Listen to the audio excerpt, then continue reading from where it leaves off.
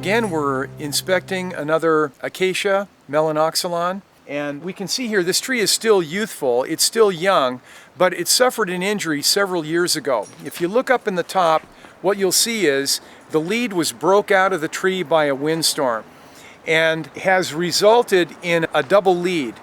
So we have this defect in form, one could say, that will determine the tree's ultimate lifespan. Defects in form really become critical if the tree has a target. If the tree has a failure potential and that failure were to occur, what kind of damage would we have? We have to weigh that in the equation. If a tree is looming over a school ground or a playground or a daycare center, for example, that falls into a higher category of management.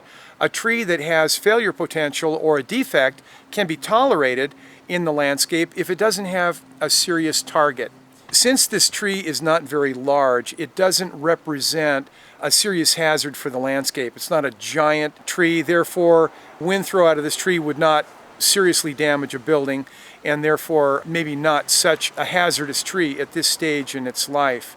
As it gets larger, the hazard factor increases. The mass, the size, the weight, the bulk increase, and then the potential for damage from failure becomes greater. So I think all trees represent some risk. Every tree could said to have some risk assessment associated with it.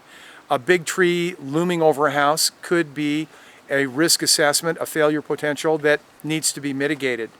In the case of this tree, the structure is not that large, the failure potential is not that high.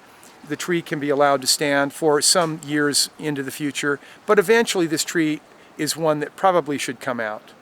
I think if we were to remove one of the two leaders and go with a single lead, we'd have a good mitigation for several years. But we still have that dog leg and weak structural form. And so I think maybe the tree has another 5 years in the landscape and probably should come out. But we can mitigate today by taking it back to a single lead.